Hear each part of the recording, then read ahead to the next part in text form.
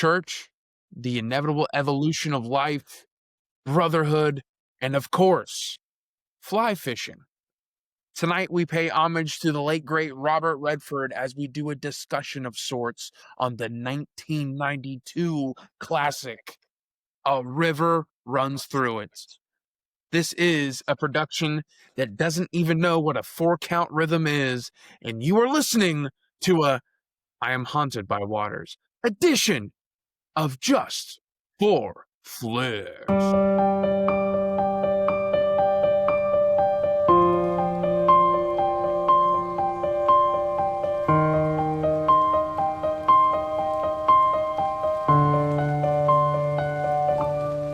What's going on, guys? It's your boy, Patty B. With me, as always, is Mr. B-Dawg, Mr. Brandon. How we doing tonight? I'm out fly fishing or fly I'm fishing. out fly fishing. I'm out fly fishing. I'm out fly fishing out there. Let me whip it. Let me whip it good. Let me whip it good. I'm fishing. I'm fishing. Watching Fishing. watching this movie, I actually forgot how they actually used the fishing rods at that point. I was sitting there like watching them do. I'm like, no way, I would not do. It just looked way too exhausting for me. I'm like, I feel like fishing for me would be like I need to have like maybe a 6 pack with me. I'm just sipping on beer and oh yeah, if something like Like I tugs, and think then of fishing when I'm watching Mr. too much Miyagi effort. and Daniel's son and Karate Kid, and I'm sitting there just watching them fish, and they just sit, and it's like that's fishing. This to me was just like, what the heck am I watching? It's like an art This- form, like they say in the movie. yeah, I was gonna say they literally say yeah, like I was seeing art. Like, you introduced me to this movie. I have not seen this movie. And Oh, I hold on, pump the brakes here. I did not know that. yeah, We talked a little bit about this movie off air, I've and always heard about it, but I've never okay, seen it. wow, And so I have my critiques. I have my likes about the film. I can tell you right now, and I think this is what's interesting is you chose this movie for your honor to Robert Redford. Well, I chose Last Castle. So fans, if you haven't checked that out, please go check out The Last Castle. As Pat and I discussed that movie in detail, because we mhm, chose 2 underrated films of his. And what's interesting about this is that not only does he narrate the story, mhm. he's the one that directs the film. And if I'm not mistaken, this was his directorial debut. It might have been, yeah. Yeah, I don't think he directed a lot of movies. I believe this was one of his first big ones he did, um, which did get 3 Oscar nods. Now, directing was not one of them. Sorry, but but this is a movie that I'll put it nicely. I don't know if I would ever watch again on my own personal, Wow. but I'm glad I got to watch it once, if that makes sense. I get you. Like, I know there's movies like that for me where I kinda like I watch it once, I'm like, I'm glad I did. I mean, it was good. It was a good movie, but there was also a lot to it. I'm like, it's just like a movie like you couldn't throw on in the background. I get it. Or it's just a movie that you can't like casually put on, like if you're bored or don't know what to watch. well, I'm kind of glad I get to actually do a movie where I have more critiques than I do likes. And I think that's what's going to be different between you and I because Last Castle, Mhm. you had a lot of critiques and I had more likes. This one, it seems like it's going to be reversed, which is actually kind Yeah. of interesting to see. But Well, what, what I think about this too is both of these movies that me and you picked, both of us haven't seen the opposites movies. right? So I think that's cool. And I did enjoy The Last Castle. And like Brandon said, go check it out. I enjoyed it. It was just there were a lot of more cons to that movie than there were to this. Because and I think that's also subjective, like what we just said. Like you kind of grew up on The Last Castle, or you were more familiar with The Last Castle. Mm, See, when I think of Robert Redford, I think A River Runs Through It. And I also think, The Great Gatsby. Those are like the two main ones I think of. This was a very early, by the way, very early Brad Pitt role right here. We're talking. Yeah, this was like in the start of his like in his big like in becoming a bigger Yeah. name actor. This was one of his first big ones. Hmm. And that's why I said like out of all the actors really when you think about it too, this is really like one of the biggest actors in this movie when you really think about it. Like you have the father or the reverend, their dad, who was kind of a bigger name character or bigger Hmm. name actor, but not on the level to me like Brad Pitt is. Like when you hear Well, Brad not at Pitt, the you time too. I mean, you got to think time frame. Like time frame, Brad Pitt was a nobody almost. agreed. So like that's. I mean, if you're looking back at that time in current for that for when that movie was, I mean, Tom Skerritt, the pastor. I mean, he was a well known actor and had been acting for years. Um, The mom, Yeah. Jesse's mom It's did not got have a it going going on. on. She goes to church and she does it so long. Thank you for the little change up of the song there so we don't get copyright. Jesse, can't you see this is not the church for me? I know that she's Jesse's mom has got it going on. Dun, dun, dun. Yeah, it's a band. Yeah, that's great. Oh Yeah, wow, we haven't that went out in a while. it's Wow. band. It's band. 1 week since Jesse went to church. Who needs to go fly fishing? Please take my brother out with you. He's been away from California. God. but Man, you got me on a roll right now. what Um, but I think it's time to go into one of our favorite topics of each podcast we do. Pat, what is the budget? what is the budget? Uh, Is your phone vibrating? no, it's just me. Uh, uh, I'm gonna go ahead and say like 12 million. That Y- sounds fair. You're on the dot. 12 mil. Am I really? Let's go. Didn't look, by the way, just for anyone listening, like, oh, he looked. No, I didn't. We're gonna I put did that not look. little meme of Fry from Futurama looking like close eyes at you. I know that's one of my favorite gifts to throw in videos, so that's my moment. Now, gross worldwide, what do you think it made? I would say that it probably did pretty good worldwide. Wide. Let's go ahead and say like 53 million. Try 10 million less. Okay. It's Still a good day. Good day. $43,440 or 43,440,294. It's honest work. Yeah. It made its money back plus more. I don't think this movie was marketed really well. And You know what I did find out though? I mean, it probably marketed well going up to it, but then afterwards, the effect from this movie, I heard that the fly fishing industry grew like yeah, dude. almost like over 60% or something like that. Mhm. Like that year, and then going into 1993, like I guess, and I didn't grow up fishing, um, so maybe some of these people or some of you folks that are listening to this do are more familiar with it.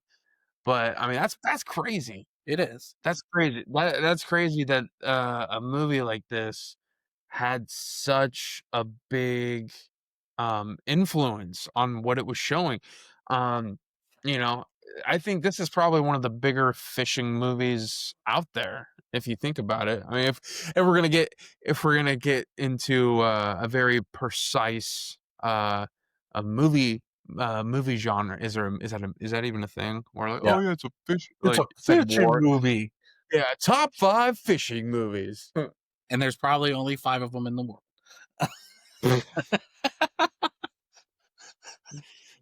That's Not for good mainly reason. I focused think there should be on more fishing movies. When you really think about it, there isn't really a lot of movies that's just mainly focused on fishing. Yeah. And you can't put Jaws up there, even though there's fishing in it. You can't call that a fishing movie. That's luring a monster to a trap and trying to kill it. Not fishing. Tell him how you really feel, B-Dawg. We need a bigger boat. Get out your muscles. We need a bigger boat, Pat. Yeah. No, I mean, speaking of bigger boats, they definitely borrow one in this movie. Oh yeah, Don't know. that's this. Yeah, Uh, I know we're kind of jumping all over the place on this, but I mean, your initial takeaway with everything involved in this movie and the characters in this movie, who did you who did you kind of gravitate more towards, or once you were done with everything, or who was a character where you're like, man, I really enjoyed pretty much everything that they had to show in the movie, or if they made the movie better. so mine's gonna sound pretty plain Jane with this, but there's a good Mm, reason behind it because I think I've been through this more recently. I would say Norman. Norman was the okay. character I gravitated to the most. And it's just because, like, one of the things I really enjoyed with him is when he does come back from college. When he comes back, his dad gives him the money to go to Dartmouth, which at that time was a big university. Mhm. It was like you went there, you like it was like high caliber schools, like it's a big name school. And him coming back from 6 years of education and not knowing what to do with his life.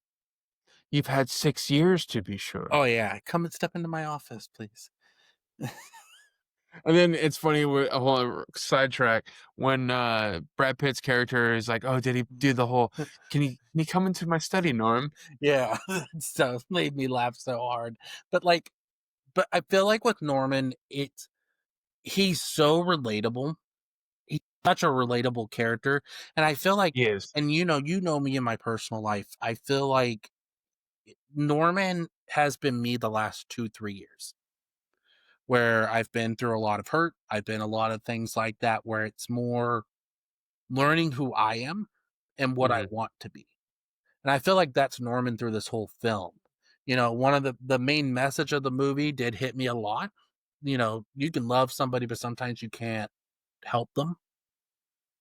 You know, you can care for somebody doesn't mean you can help them because they're stuck in their own ways. Norman was me. Like Norman was the character I gravitated to the most. Were there scenes I didn't like with Norman? Absolutely. Do I feel, and I hate to say this, I do love Craig Schaefer, but do I feel that you could have went with somebody different for this role? Yeah. Yeah. I think if we look at Craig Schaefer, this is probably one of his best movies. Oh yeah. I this is probably the only movie I remember him. Yeah, like, "Oh, yeah, we're big Craig Schaefer fans over Craig here." Schaefer. But No, because other than that, you got a river run through it, and then his next one's not till Nightbreed. Never even heard Oh, of it. yeah.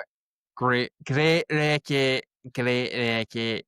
He just yeah, some of these movies, and then he was in a movie with Steven Seagal.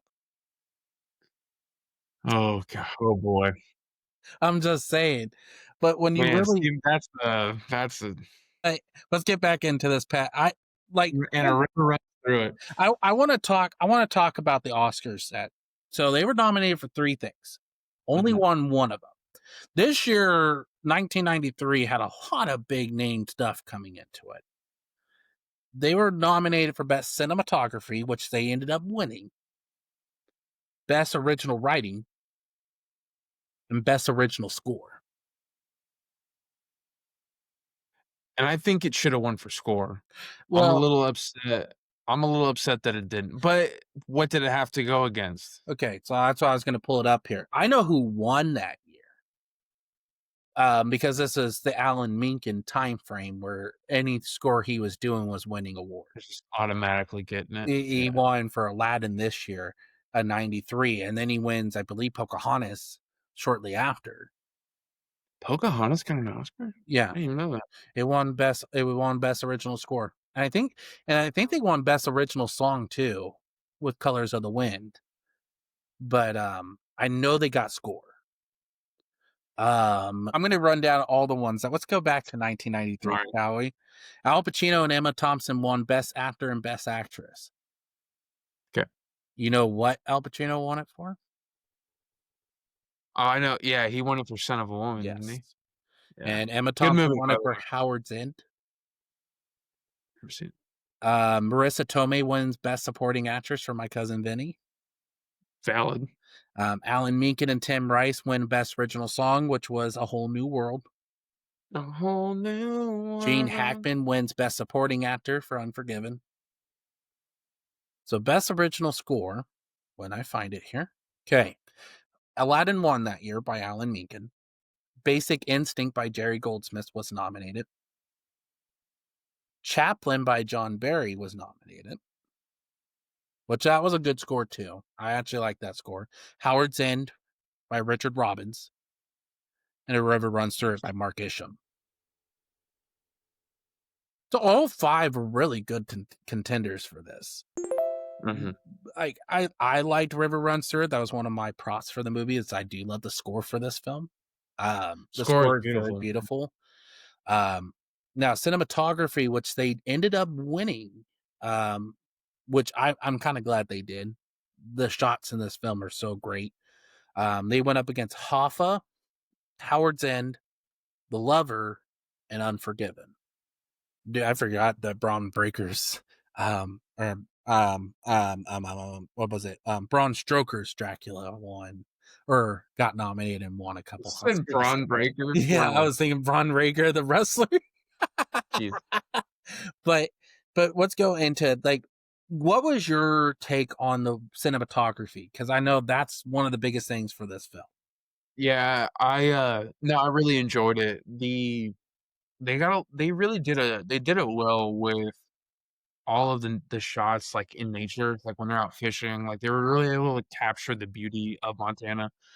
Um, and, well, I guess for what they were doing, right, they're fly fishing, so I think just the cinematography mixed with the narrating went so well, I think, in certain sequences, like, even that opening monologue with Robert Redford as the old he's supposed to be Norman, and you don't know that it is Norman, and I just think that was done so well, like, they zoom in on his hands, and you can tell that it's an older person, their hands are kinda shaking a little bit, he's getting the hook all dialed in and whatnot, and I just love how when you get to the end, that pans out and you realize it's him, you got the scene where Paul and Norman are sitting there talking after they ditch, Jesse's brother, who's oh, no, just there was so many and I think we kinda talked about this off air, you had mentioned there was, and I don't think I'll have to go back and look at it, but the part where they borrowed the boat. Oh yeah. So the scene I like is when they put it in the water and the friends are running on the side and all you Mhm, see is nature and every so often in between the trees you see the boat just go downstream and them just running. It was just a really well done shot from beginning and one of the other shots, even though I don't like the scene, what they're doing with the whole driving on the train track scene, but when he's looking down and he's looking through nature, I thought that was such a beautiful shot, seeing all mhm. that, the water, like you said, was it just looked unrealistic the way they shot the water. And it just looked so well done. Um, even the The lighting they Go ahead, even the sorry. I nature was gonna scenes too, like even the brother moment, that was just Mhm. a well done shot scene too. The, lighting they had, where they find out, Paul's demise and everything at the end, where you see his dad sitting down at the chair, or they're all sitting down at, like, the couch or whatever, and it's just dark, and it's just like a brown like, just I guess, like, the color palette of it and the way it's just, like, straight on and everything, it just it kinda sets the tone for the feelings that are being felt in that moment, Right. and so that's done very well. this movie seems very simplistically shot too, and I think there's been a lot of movies in the past that have won for a lot more not complicated, cinematography, but, like, more just, like, you can like, let's just say, for instance, 1917. Yeah. Like, you have stuff like that where it's just constant like, a constant shot or, a lot of people do the whole zoom in and out. I know, Well, I know Road to Perdition won that too, I believe. I believe yeah, they won best, cinematography that year that it was released. Um, both Sam Mendes movies, but just saying, like, it's yeah, but you cinematography is always gonna be something that can be improved on throughout mhm, years. You know, and you watch movies like this, and it's what inspires more people to do better shots. Like, I can do it better. I can do this. And or they'll take that same idea and maybe try to tweak it a little bit, like a different approach to it. Yeah, exactly. Well, just like yeah. scores too, like especially with like superhero songs, right? You hear like John Williams' Superman song, right? And everything since you always have that iconic theme, but they do it in their own way. You Mhm, always hear the ba da da da da, right? And then you always hear that.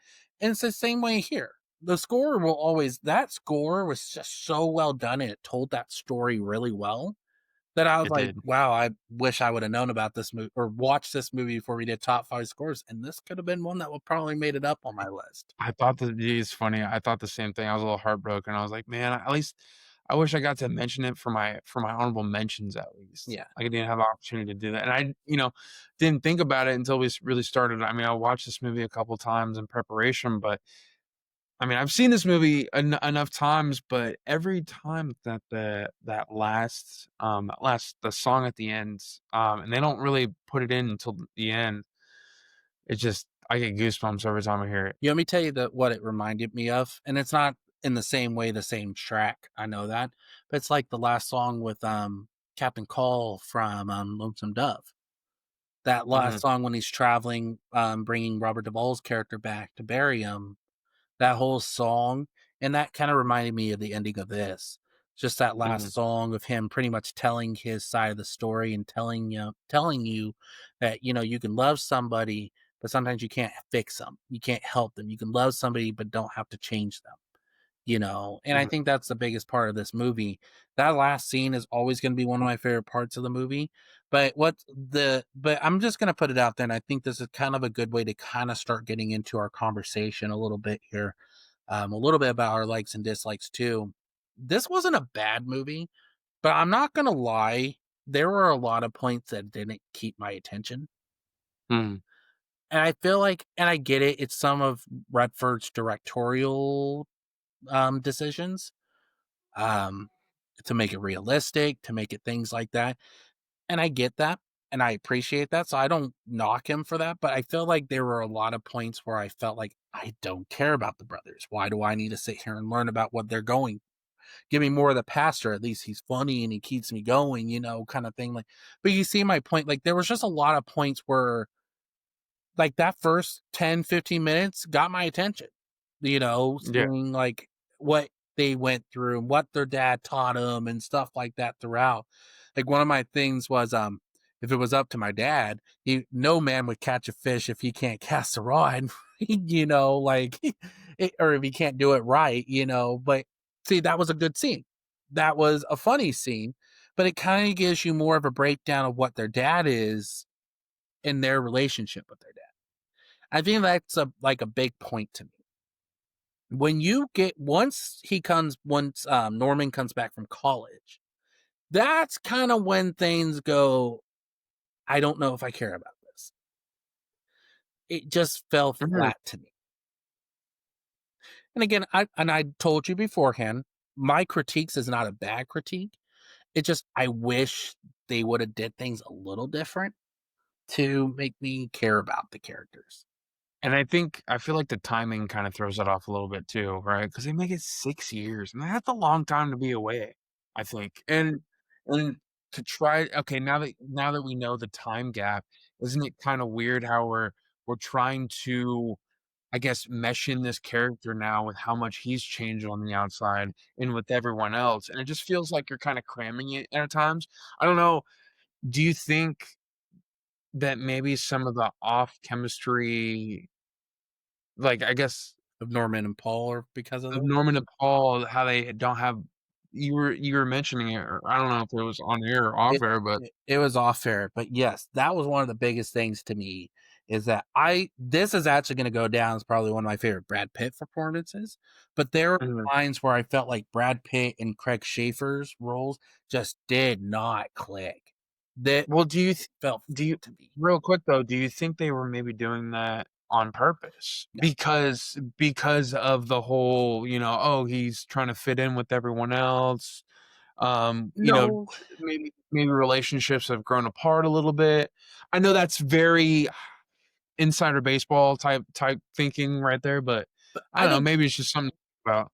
I don't think so, and the reason I say that is one of the things that stands out to me in this way is when Norman's called by the police department the first time. Mhm, When he goes down there and gets Mabel and Paul out of prison or out of the jail cell. That whole scene where he's like, "Well, hey, if you need money, you can ask me." It didn't really come off a way of caring, if that makes sense. Like, I feel like with that, for it to be leading up to what it is, right at the end of that movie, I feel like that scene kind of felt flat for me, and that kind of made me go, I don't know if I like their chemistry together because it just feels like I get it, they're distant. I think Redford did that purposely. But the thing is that when you look at that scene, if you care about, I feel like you would do it a little bit more where like try hard to make you feel like you care than just like, well, if you need money, I'm here. And he's mhm, like, I'll just turn. And it's just like, okay, kind of thing. Like, but I get it. Like at the end, it's like that whole meaning of that and that, like you love somebody, but you can't always change how they are. And being that way, I feel like it's a big thing to me. That was one thing. And I'm glad you brought up the Brad Pitt and Craig Schaefer thing, because that was something I kind of talked about a lot too with you. Is I just felt like their chemistry was a little off. yeah, Um, the only scenes I really liked them in, and this is gonna sound really weird, is when they're drinking, because those scenes actually do make me laugh a little bit. Uh, mhm. the only other scenes when they see um um We tomatoes. Jesse's brother out there, Oh, yeah. and butt naked.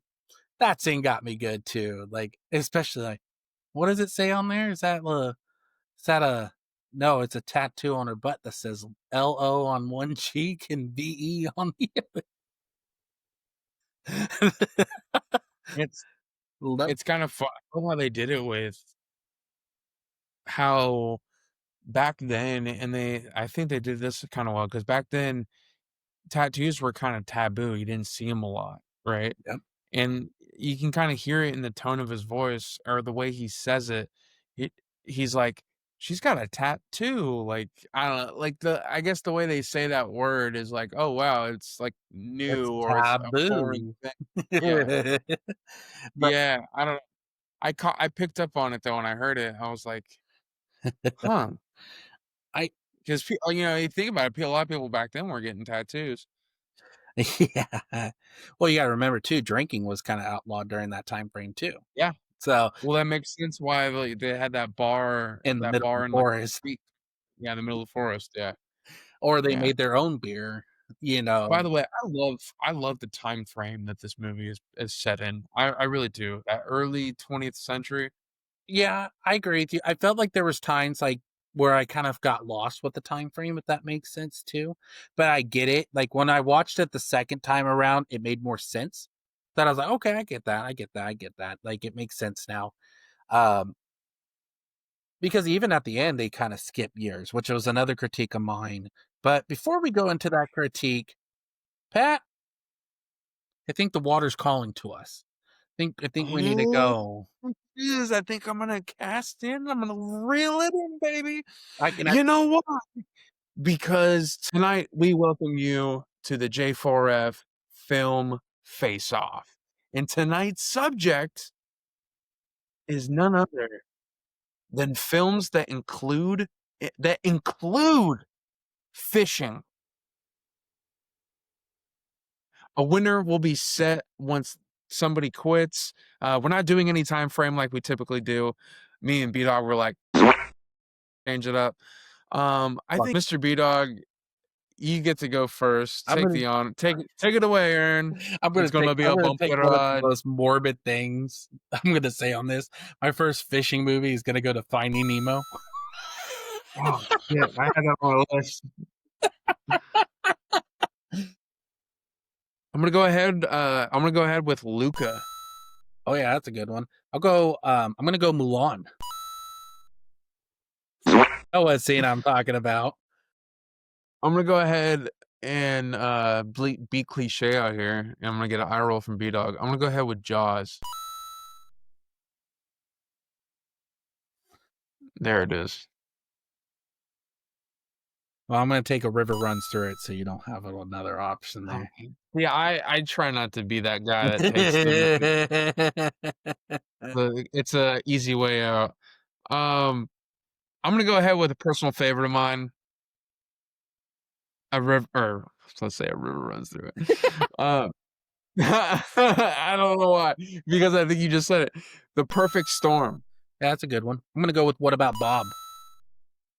What about Bob? On Golden Pond. The Great Outdoors. Ooh, Grumpy Old Men. That's a good one. Brother Bear, because the bears are fishing. Grumpier Old Men. Oh, okay. Okay. No. I'm gonna go Moana. Make way, make way. You're welcome. I'm gonna go with Pete's Dragon. That's The good. OG Pete's Dragon. Well, I guess if they're both the same story, but the OG one has fishing in it. Yeah, I give you that. Yeah. Wow. Yeah. Wow. Crunching the numbers. I'm gonna go The Fox and the Hound. Man, I'm running out of it right now. I'm gonna go ahead with a personal favorite of mine, Son-in-Law. Yeah, that's a good one. I'll go Little Big League.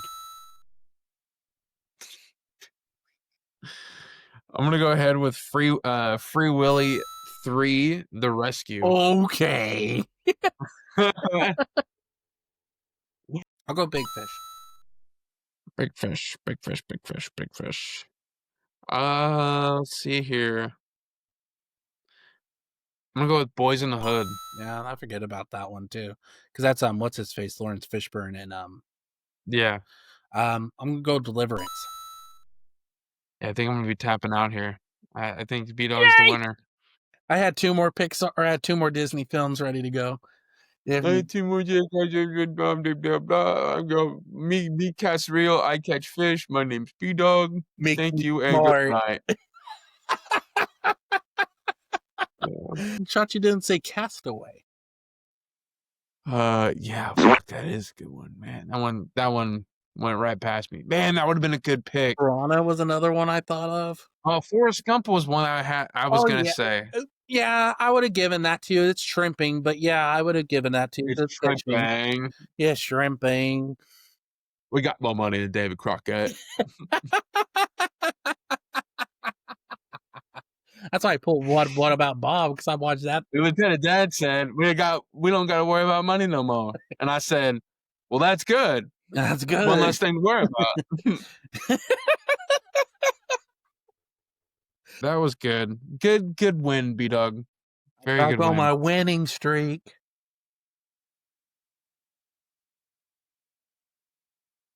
And we're back. There was another dislike I had of this film. That other dislike I had with this film goes to the ending. The last 20 minutes, or up to that final scene. Final scene I'm excluding out of this. But the death scene, I kind of felt like you're not talking about the final fishing scene, right? No, where all three of them go out. I'm talking about when the brother when he has to go to the police station, and then yeah, okay. So here's my thing. Watching this movie, I was thinking the whole quiet scene when they're both fishing, like somebody's gonna get them, somebody's gonna shoot them, somebody's gonna do something to them. I'm thinking they're gonna do a great Gatsby situation, just shoot them in the back and be done. No, just quiet, which I liked. Not gonna deny that.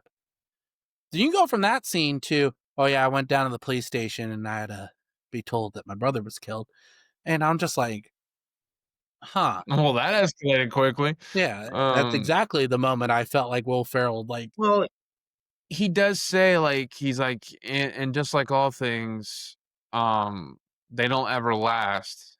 and I I think think that's that's a good maybe point. Yeah, like, yeah. you gotta remember, I feel like and it's like we said before, Robert Redford did that purposely.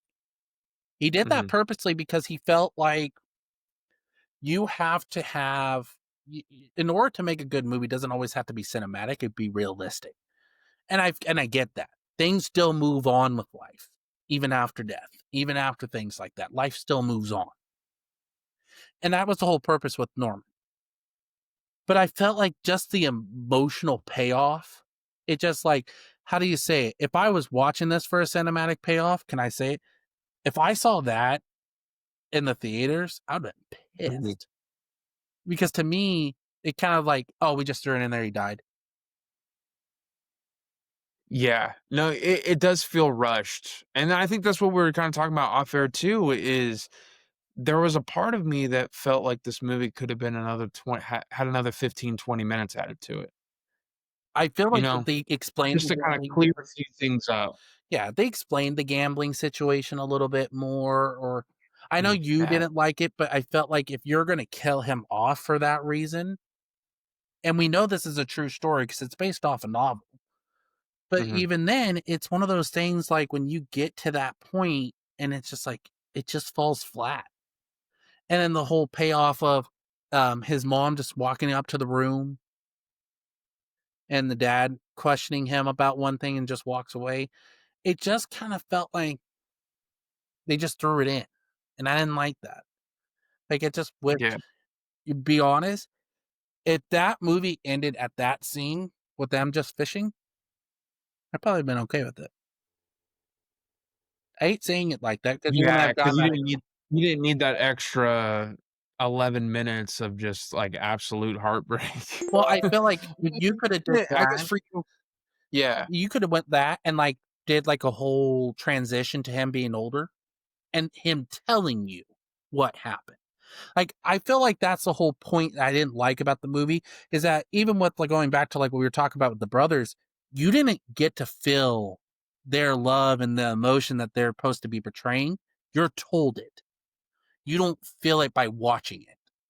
You're told it by the brothers, Mhm. if that makes sense. Like, you're not really feeling that like that peace. Like it's like, huh, that makes sense. Now you get those feelings, and then when he dies, oh no, it's just told to you, and you can't develop those feelings. And I was reading a lot of critiques on that. Like a lot of people didn't like that. It just fell flat. It felt distant. That last scene when you get the death, it felt really distant.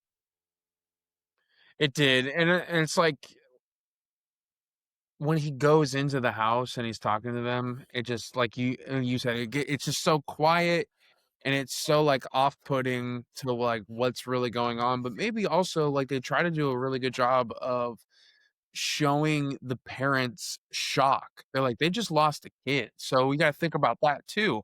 Maybe they actually especially in those times, maybe they acted a little bit differently with how they took grief.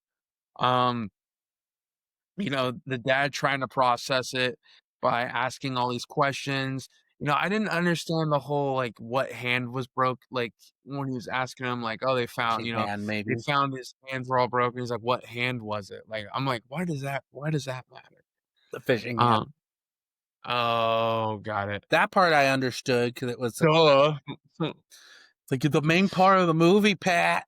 No, but Yeah, you won't get with it, yeah. like I Would get you it. use your hands full? Like I get the whole scene. That's why I said like for Brad Pitt to be in the movie, and this is actually he's not in it as much as Schaefer. He's in scenes. He's here and there, but he's not the main focus. And I Mhm. feel like with him, it's like you said, I wish we would have gotten a little bit more with him, maybe get us more of an intel. Like we know some of his issues, but we don't know Yeah. the full extent. Because that you don't get that till the last scene. They're both together, like at night when they're drunk, and they go into that bar in the gambling hole. That's really the first time you really get to see how much trouble this guy truly is in. Yeah, you get the cop scene where he's like, yeah, he's been coming, been picked up a lot lately. That's all you get. You don't really get a lot with him to tell you what's exactly going on Mm-mm. until that last scene with the two before they go fishing. Like, I'll be honest, that's kind of when I was thinking he was going to die because I was like, oh, he's not going to show up for fishing because that was the whole thing that he says. One thing I That would never have tied in a lot better, I think. I think that would have flowed a lot better. Um, and it probably would have provided an opportunity for the characters to act upon it differently, exactly like, especially the dad. I yeah, no, I think that's a good point to bring up. I didn't even ever really think of it that way, but yeah, that would make sense. Um, because he even because, yeah, shows it it in the seems like middle of you the have, like, movie. this 11-minute it seems like you have, like, this 11-minute, like, Heart kind of pause on the movie before you end it. It's like, "Oh, let's have all this really good story up until about an hour and 50 minutes, and then this last 11 minutes is just gonna be, like, kinda crammed in there," you know? I do like so but I do that's the thing, I do like the last, like, 2 minutes when he does that last, like, monologue and about the Blackfoot River and how everything merges as one. when you I love realize that. someone without fully understanding them is when that message comes into play. Mhm. And I think one of the other things it I feel like well, that's what I was hinting to because in the middle of that scene when they're taking the brother, Jesse's brother out, he brings up there's two things. I think it was either two or three things you're not late for. I believe it was supper, church, and fishing. It's church, work, and fishing. Thank you. It was either supper or work. I couldn't remember, but it was church, work, and fishing. And so that would have paid off so well if it wanted to do the cinematic kind of way where he didn't show up. And then you find out something actually happened to him. I feel like, Yeah, that would've been kinda that would've flowed a lot better. Yeah, that definitely would've flowed. and then at that point, I don't feel like you would have needed that extra 20 minutes like you were saying. I felt like that would have like completed that story to me because that would have been the last time you would have seen them, the brothers together. It would have been the last time you would have had all this happen. But one of the other things I didn't like about this movie was Jesse and Norman. I didn't really Really? I didn't find myself really caring for Jesse. I felt like Jesse was a character that was thrown in, if that makes sense, just for, oh, it's a love interest. Oh, it's this. And I get it. It was, making Norman adult more and being able to be on his own. But I just felt like she kind of fell flat for me. And then her brother was like one of the worst parts of this movie for me. Like that whole Yeah. other scene was like him coming as the big actor. And then they go to the bar and he hooks up with the whatever you want to call her, calling him Buster. And then they get bare butt naked out in the forest. That, like I said, that was one of my only favorite brother moments is when they're standing there and they look, it's like, is that a tattoo? And he goes, yeah, it spells LOVE. Love. Just the way they look at each other. It was like, yeah, we're leaving. I'm like, but it's, you know, I love how it's like, Buster, give me another. Well, Buster's over there, and this is why you're in the predicament you are in now. Mhm. But like, I just felt like for how much with Jesse there was in with her, and then at the end, it's like, oh, I don't know, because I don't want to have a life without you two. It kind of just felt forced at that point because it was just like there's really no build up for them other than that. Like you get the brother coming in, then they have the moment on the train track. Yeah, I don't know. I liked the whole relationship between them both just because it added a different depth to Norman's character, I think. Mhm. And I think it also added another aspect Well, I guess this would be the kinda same thing as depth, but, like, it broadened that spectrum of, like, who Norman is. It brought everything together, I think. I mean, you gotta look you you got a majority of the story of his family, right? Or his family who he's surrounded by, but then you also get the love interest with it, and I think for, this movie being, just over 2 hours, I think you get that perfect amount of time between him and Jesse to really establish the relationship. Like that last scene when he's like, I got the job in Chicago," and he's kind of hinting at wanting her to go. And like, I love how like there's these questions of like, he's like, "Have you ever been?"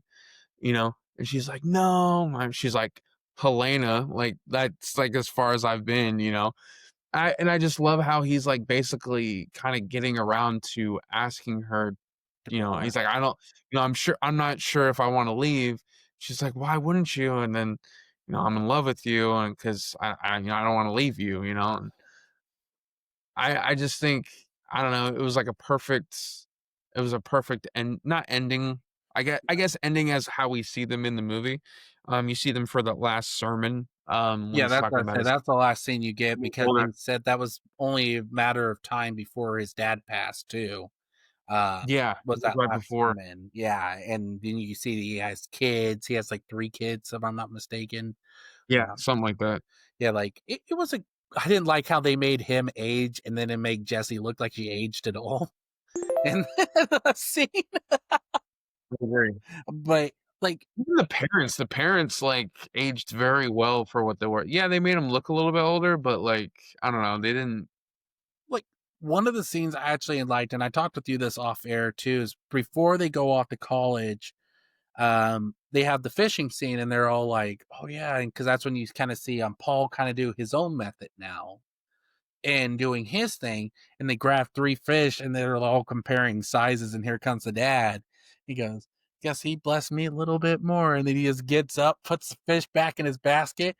He goes and he just starts laughing, walking away, and I'm sitting there laughing with him because 'cause I'm just like, "That was a good scene, that made me laugh a lot."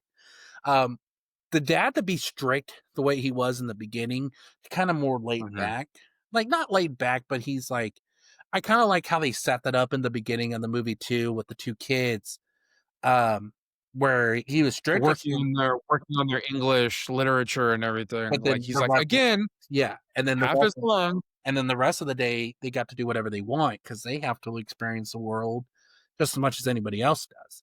That I actually enjoy because they set that up so well that I was like, "Okay, I get behind you." By the way, this is Joseph Gordon-Levitt's first movie. Thank you, I was just gonna bring it up, we can't go without this is the debut of Joseph Gordon-Levitt. Yeah.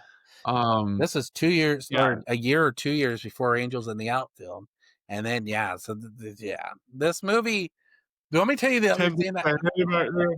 you want me to tell you the other scene I really laughed at the most? You ready? Was when they're showing them at college with all the pictures. Oh, yeah.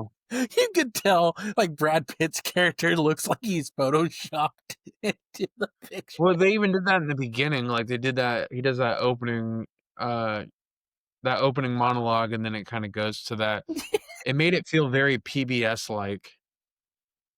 It I don't know why. it Like, I felt like I was watching, like, a PBS special. it did makes you think that you were back in, middle school watching all the documentaries the teachers would show you. But, like, even seeing Brad Pitt, I started laughing for no reason just because it looked like it was just photoshopped in into a picture of the 2 parents standing next to each other. It got me good. That's why I said there were good points about this film, but for me, I was kinda happy you chose this because now watching it, I'm glad I watched it once in my life, but it's a movie that I don't know if I would go back to. Mhm. I'm glad I watched it once. I'm glad I got to experience it and got to watch a movie you did. But Pat, were there other points you wanted to bring up about the film before we go into our rankings and our closing statements? No, I mean, I think we covered everything that we could on everything that stood out. I think Tom's I think it is without a shadow of a doubt, this is Tom Skerritt's movie Mm, in as the dad. I think he just shines. Every scene he is in, I am just glued to the screen. yeah. Whenever I watch this, that's always a part I look forward to, is anything that has to do with him, especially that first 15 minutes of the movie. He's very involved because it's, them as in their youth. This movie is just a beautiful movie. It really, I think for me, I know for you, Brandon, you get the meaning behind this movie, but I think it hits different for me as a father, Right. seeing how life goes on, and just, you know, it's inevitable with our mortality. That's just the way the world works and the way the world spins, and a river runs through it. I I think when I This watched this movie, I exactly thought the same thing for you. I could tell yeah. you like this movie for a particular reason, and I kinda saw that too with the dad and his kids. I saw Mhm. that with you. I knew And I think that's why I was more glued to his character, Mhm. is and especially, like, it's just gut-wrenching with at the end with and you could just and I think that's why I brought that up a second ago, is with the way they react is just like, maybe it is kinda realistic, Yeah. the way they're like, you tell them that, and they're like, there's nothing you could do, you're sick to your stomach, and you're just like you're asking all these questions like how, why, what, when, you know? Who? Yeah, and it's just watching it, man, I'm not gonna lie, every time I watch this movie, that last 10 minutes gets me choked up, because then, with that last entrance with the exit with the monologue and the music and everything, it's just so beautiful, so well done. Even though we just talked about, bashing the usefulness or the uselessness of it. Um, but no, this movie is fantastic. I think everyone should go check it out at least once and see how you like it. I'm glad you did this go around. Um, now you've got it out of your system. Now Yeah. now you don't have. Yeah. Yeah, I've pretty much watched every movie from the Oscars of 1993 now because of this, so There you go. Had to but complete the circle. complete the circle, it's a But circle of life. Uh, another river runs yes, through it, right? Anyway, let's go into our normal rankings of the film. Pat, on a scale of 1 to 10 fishes, where are you going? uh, you know, we didn't talk about this, but for me, this is very watchable. Like, I can put this on in the background, or I can even listen to it. I think what it is the narration of Robert Redford in it too. We didn't get Very on that much. calming, very, very Yep. telling by what he's saying. Very, very calming, dude. It's like, wow, I could go to sleep. You know how they have those voice tapes of like certain actors with, like this talking, and That's go to something sleep I with will it. give you credit for because I know we talked about that in Last Castle when he had his narration moments, and Uh-huh. having that first scene when you get you know, let's talk about a castle. What makes it a castle? Like having those Yeah. moments, it's just it works so well in that film. And in this film, Mhm. it worked so well too, because it was him talking, like all those picture scenes, he's just talking about what's been going on during these years. And everything he talks about blends into the scene so well, And he's you know? talking from Norman's point of view, which I was another reason I liked it too. So at first you didn't know who he was talking for. Then it Mm-mm. starts getting to who he talked for. And then Yeah. and he did it gradually, not right away he told you who he was talking for. Then he turns into he's talking for Norman because at first I thought he was talking for the dad and how he's experiencing, but then I went no because he said the son and how he looked at his dad, so it's got to be Mhm. one of the two boys, and then it comes out to be Norman, and so I really liked that part of it. And Robert Redford to that was my other downside. I wish that final scene was Robert Redford fishing. Just gonna put it out there. Like, actually Robert Redford? Yeah. I think that scene would have No. been full circle then. Because he was narrating, and it's not just an older random old guy out there fishing. with that being said, I'm gonna give this film a solid 8.9 fishes. I I figured think. you'd be up high on that list. Yeah, it's high. I thought about going to the nines, but I'll stop right before a nine and give it an 8.9, which is fantastic rating for me. Um, I would say yeah, that. no, I know for you this is gonna be a lot lower. So Well, let's it's see what not going to be under 6, if that makes sense. it's gonna be a 6.4. If that's just going to be a solid 6. Oh shit. Here's the reason why.